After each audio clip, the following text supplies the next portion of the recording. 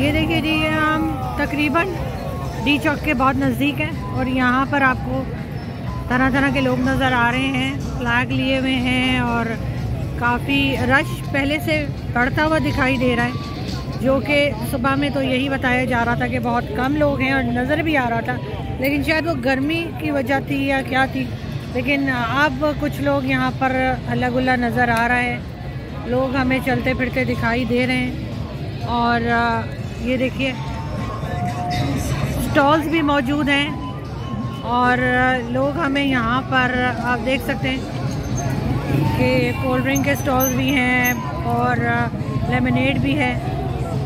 इनसे हम पूछते हैं, आप लोग कहाँ से आए हैं? इस्लामाबाद से ही हैं। बनी गाला से। ओके, बनी गाला से आए आप लोग। आप सब लोग, आप भी बनी गाला से आए? मनु से आए हैं। खान साहब को सपोर्ट करने हैं। खान साहब पाकिस्तान को सपोर्ट करें। सही सही। तो पहले जो खान साहब की गवर्नमेंट थी, खुश थे आप उससे? अच्छा, वैसे क्या काम किया था खान साहब ने जिससे आप खुश हैं? क्या क्या काम किया, बताना पसंद करेंगे? जैसे हाउसिंग की स्कीम लोन दे रहा था। अच्छा, नौजवान कामयाब नौजवान लोन दे रहा था, बिजनेस लोन दे रहा था। और आपको बजा के तो लोन, आपके ख्याल से लोन लेना अच्छा है? मुल्क भी लोन पे जिंदा है और मुल्क के अवाम भी लोन चाहते हैं सर। नहीं, बिजनेस के लिए लोन दे रहा था। अनएम्प्लॉयमेंट जो है अच्छा। पाकिस्तान में बेरोजगारी है, उनके लिए लोन दे रहा था ताकि वो कारोबार कर सकें। और ट्रेनिंग दे रहे थे लोगों को, प्रोफेशनल वगैरह। यहाँ बता देंगे। और दूसरा जो है ना, वो हेल्थ कार्ड दिया उन्होंने, वो सबसे ज़बरदस्त है। हाँ, नहीं आपकी आवाज़ क्लियर नहीं आ रही, अभी मास्क रिमूव कर देंगे जी। हेल्थ कार्ड दे रहा था, दे दिए बल्कि ना, दे क्या रहा। अच्छा अच्छा। KPK में सबको हेल्थ कार्ड मिला। तो खान साहब ने तो कहा था मैं IMF के पास नहीं जाऊंगा, गया तो खुदकुशी कर लूंगा, वो क्या था? वो तो मजबूरी में जाना पड़ा ना, खजाना खाली था। अच्छा, तो उन्होंने क्यों कहा था कि नहीं जाऊंगा? नहीं जाएगा तो फिर क्या करेगा? और जो फॉरेन फंडिंग केस चल रहा है, आपका क्या? अस्सलाम वालेकुम, नमस्कार, सत श्री अकाल एंड गुड इवनिंग। मैं हूं आरजू काज़मी और आप हमेशा की तरह से देख रहे हैं पॉइंट ऑफ व्यू। हमें जी ज्वाइन किया है साजिद तारड़ साहब ने। बहुत शुक्रिया सर कि आज आपने ज्वाइन किया। Thank you so much. Thank you sir, क्या देख रहे हैं आप? इमरान खान तो आए नहीं डी चौक पे, उसके बगैर ही चले गए। 6 दिन की फिर धमकी दे के गए कि 6 दिन में अगर उनके हिसाब से काम ना हुआ, असेंबली डिसॉल्व ना हुई, इलेक्शन ना बताए तो वो फिर दोबारा आ जाएंगे। देखिए, इमरान खान साहब की पार्टी ने जो किया है, पहले तो मैं 10 पॉइंट आपके सामने रखना चाहता हूं कि हुआ क्या है कल परसों। उसके बाद बात करते हैं कि where the Pakistan is heading in the future. सबसे पहले तो एक ऐसी पार्टी जो कि दावा करती है कि हमने 10 मिलियन दरख्त लगाए पाकिस्तान में, सुनामी ऑफ ट्रीज, हम एनवायरमेंटल फ्रेंडली हैं। उन्होंने सबसे पहले पाकिस्तान इस्लामाबाद पहुंचते ही वहां हर दरख्त को आग लगा दी। और दूसरा, ये मजहबी पार्टी बन चुकी, सियासत से हट के मजहबी पार्टी बन चुकी है। और अकॉर्डिंग टू इस्लाम, जो मैंने इस्लामिक लॉ पढ़ा क्योंकि मैं लॉ का स्टूडेंट हूं, इस्लाम के अंदर हालते जंग में भी, आप जंग भी जिनसे कर रहे हो वहां जाके दरख्त नहीं काटते आप। और तीसरा, इन्होंने सबसे बड़ा जो धज्जियां उड़ाई लॉ एंड ऑर्डर की, सुप्रीम कोर्ट ने फैसला बताया इनको कि आप H9 में आए, वो वहीं रहें और जलसा करके वापस चले जाएं। इन्होंने डी चौक का कहा। और आज हमारे चीफ जस्टिस साहब उन्हीं को सफाई पेश कर रहे हैं कि शायद इमरान खान को किसी ने हमारा मैसेज सही नहीं पहुंचाया। देखें ये बंदा कितना लाडला है और पाकिस्तान को प्लेट में रख के दे रहे हैं कि आओ और आग लगाओ भाई दोबारा, हमें तुम्हें मैसेज ही नहीं पहुंचा हमारा। उसके बाद मेरी एक हाईली रिक्वेस्ट होगी आरजू, हो सकता है कि आपके शायद कई लोग ये प्रोग्राम ना देख रहे हो, मेरी ये ख्वाहिश होगी सुप्रीम कोर्ट आज ये फैसला करे, जो मेट्रो स्टेशन जलाया गया है PTI, उसकी कंस्ट्रक्शन का बिल PTI को दिया जाए। बिल्कुल ऐसे ही होना चाहिए। वो कंट्री है जो बैंकरप्ट हो चुका है, उसका जो मेट्रो इस्लामाबाद के अंदर इन्होंने एक जलाया है, वो कौम की इमलाक थी, कौम की जायदाद थी। वो दोबारा किसने बनाना है? वो जिस कंट्री के पास ना बिजली के पैसे हैं ना पेट्रोल के पैसे हैं, वहां आके इस्लामाबाद में मेट्रो चला दी। उस पर कोई सोयो मोटो एक्शन नहीं है, उसका जुडिशरी नहीं देख रही। सुप्रीम कोर्ट से आप पैदल चल के उस मेट्रो स्टेशन पे जा सकते हैं जिसको आग लगा दी गई।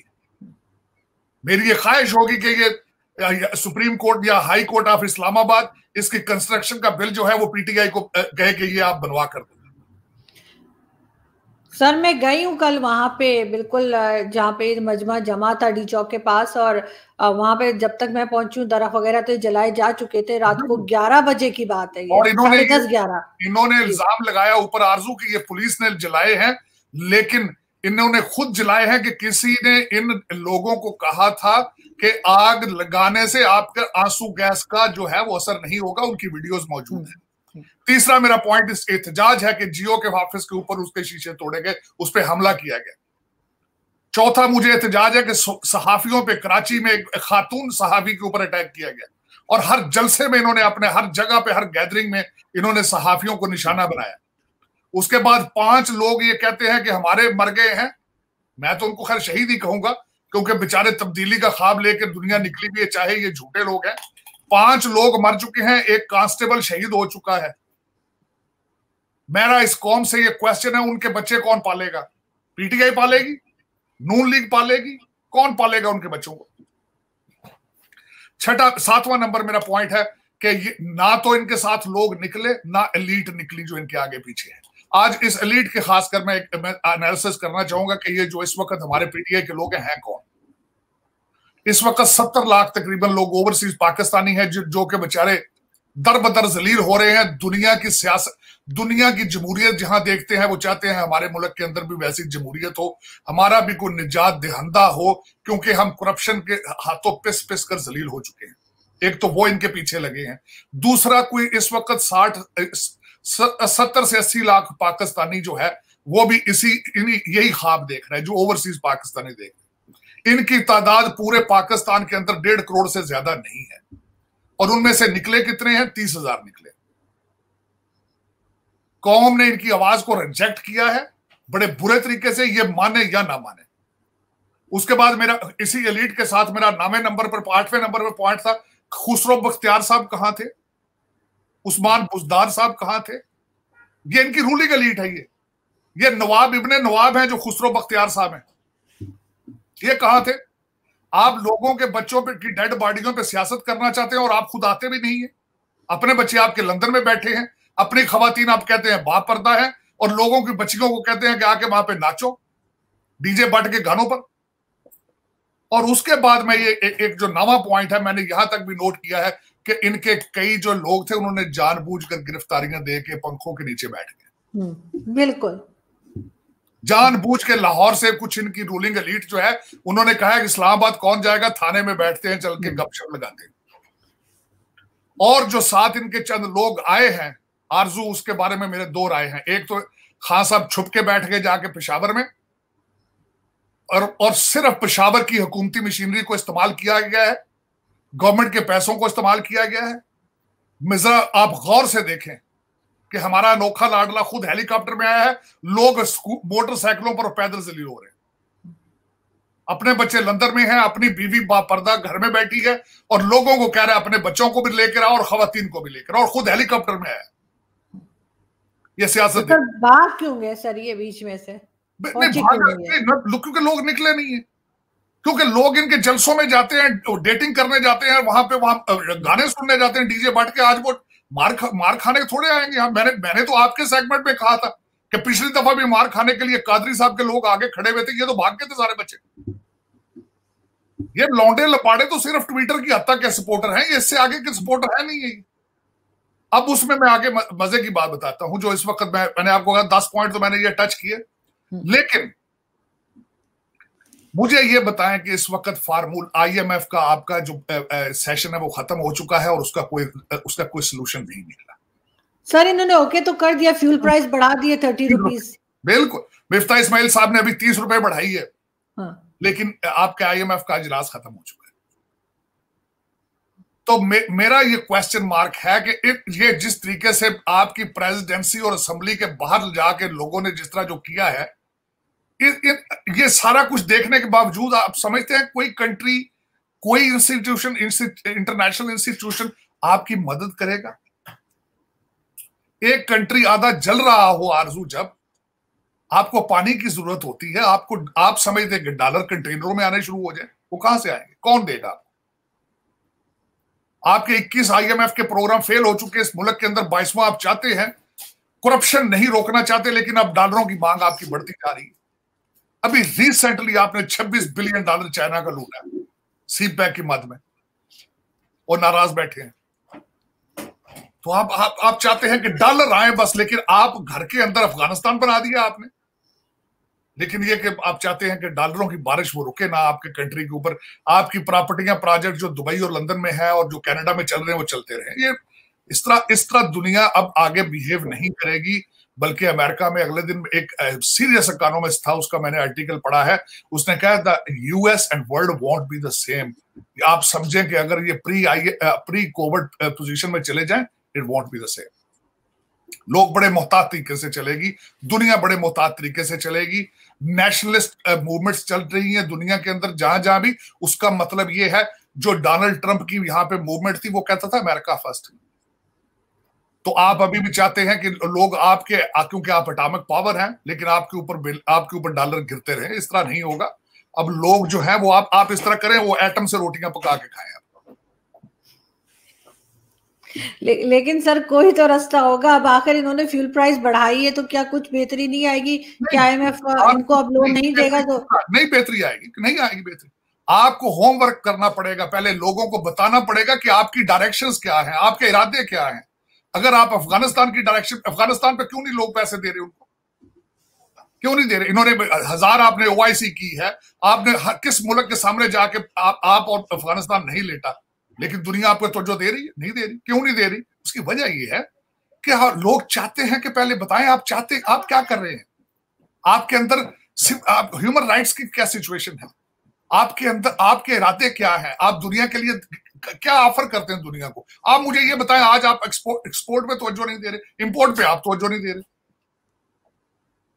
अमन के ऊपर आप रीजन के लिए, आप हर मुल्क के लिए एक थ्रेट है, हर मुल्क के आप गालियां देते हैं, अमेरिका के खिलाफ आप हालते जंग में।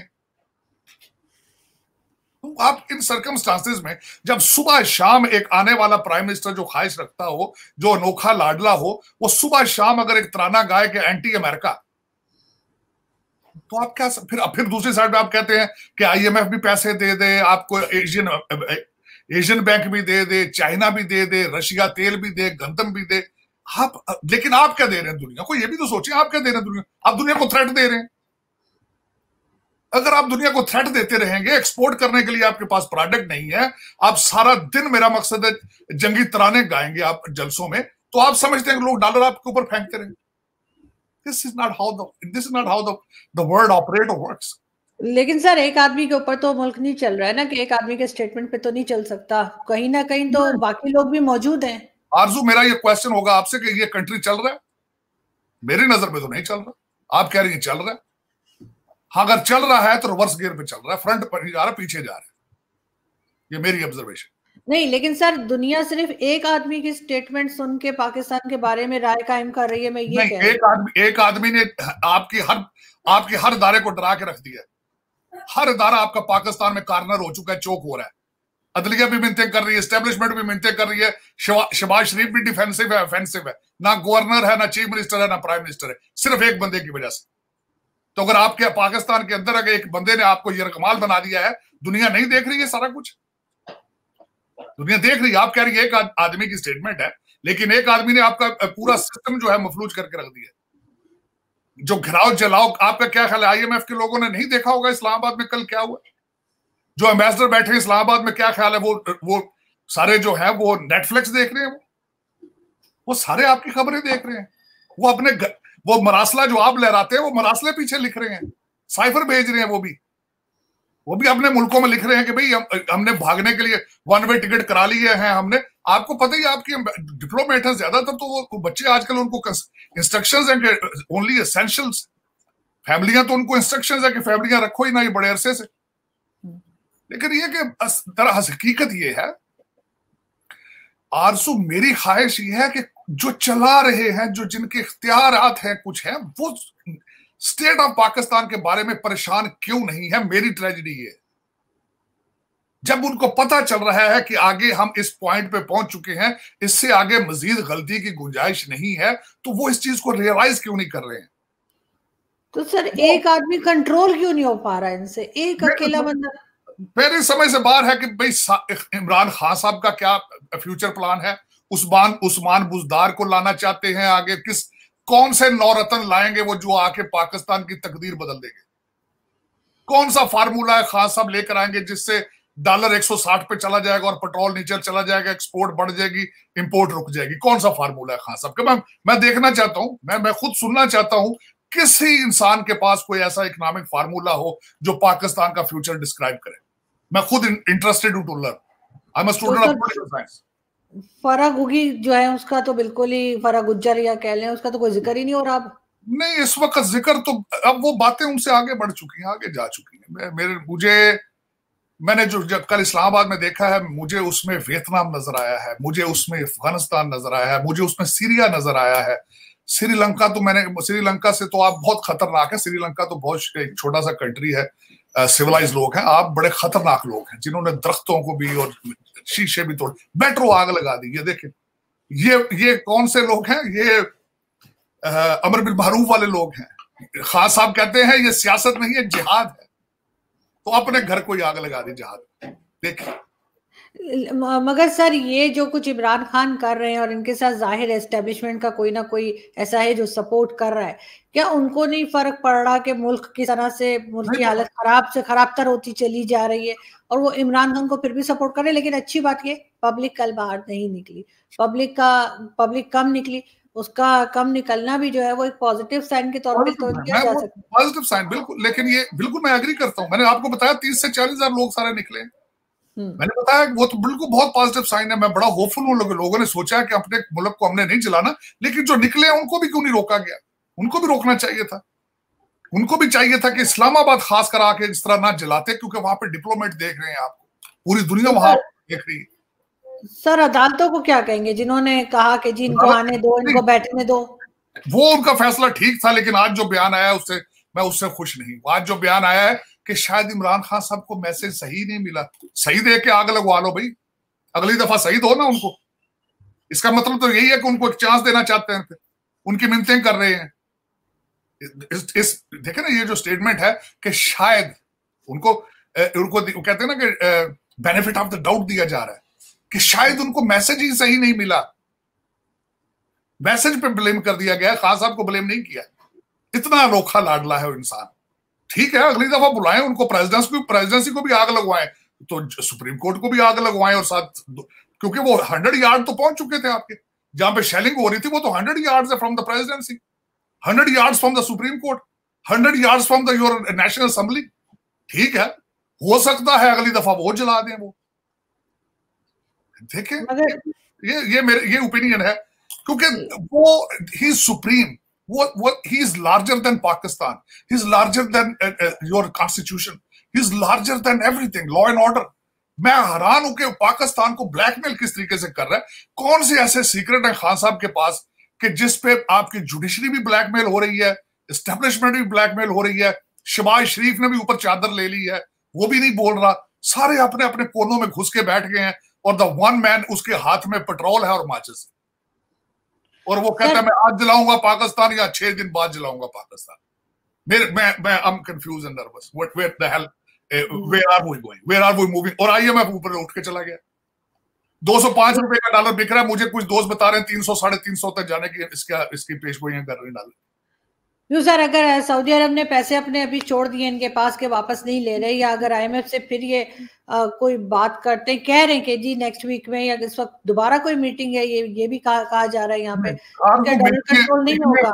आरजू मीटिंगें बाहर के कंट्रीज में तब ठीक होती हैं जब जो कहते हैं ना रावी चैन लिख रहा हो, जब अंदर आग लगी हो, तो वहां इस वक्त वाशिंगटन DC, दोहा, लंदन, पेरिस की मीटिंग्स में आपकी कोई इज्जत नहीं की जाती।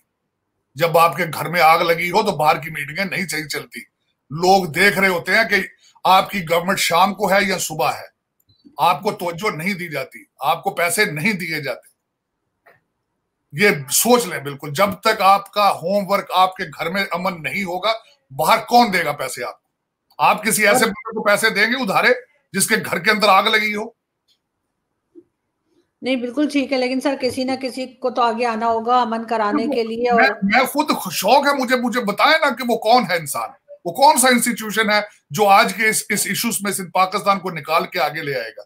मेरी ख्वाहिश है मैं देखूं वो कौन सा इंस्टीट्यूशन। और वही जो हमेशा चलाते हैं, वही जो इन पपेट्स को हिलाते हैं, फौज, और कौन? देखें, अल्लाह ताला बेहतरी करे। मेरी दुआ है पाकिस्तान के लिए, स्टेट के लिए, लोगों अदारों के लिए, स्टेट ऑफ पाकिस्तान के लिए। मैं परेशान भी हूँ, वरीसम भी हूँ और दुआ भी कर रहा हूँ। बिल्कुल, क्योंकि सर कहीं ना कहीं एस्टेब्लिशमेंट का भी हाथ होता है, ये सारी गड़बड़ में सिर्फ पॉलिटिशियन इन्वॉल्व नहीं होते। नहीं, पॉलिटिशियन तो कुछ भी नहीं, पॉलिटिशियन तो सारे उन्हीं के तैयार हुए हैं, उन्हीं के सारे लाए हुए हैं। सारा कुछ तो ये 74 साल में ज्यादातर तो रोल उन्हीं का ही है ना। देखिए ना, खान साहब को भी तो लाया गया था, वो खुद मानते हैं। नवाज शरीफ भी उन्हीं का बच्चा है, उससे पहले भट्टो साहब भी उन्हीं के शागिर्द थे। सारा सिस्टम तो क्रिएटेड बाय देम। और मैं हमेशा कहता हूं, जो इसको बनाने वाले थे, जो इंजीनियर है इस पॉलिटिकल बिल्डिंग के, अल्टीमेटली उनको पता है कि प्लम्बिंग कहाँ है, इलेक्ट्रिक कहाँ है, स्विच कहाँ है। उन्हीं की जिम्मेदारी बनती है इन चीजों को ठीक करें। लेकिन आज वो कहाँ है? वो भी चादरें लेकर कोनों में बैठ गए। बिल्कुल, आप ठीक कह रहे हैं। इसके लिए जरूर लोगों को एहसास करना पड़ेगा, खासतौर से उन लोगों को जो पॉलिसी मेकर्स हैं। Thank you so much sir कि आज आपने ज्वाइन किया, बहुत शुक्रिया। Thank you. पाकिस्तान जिंदाबाद।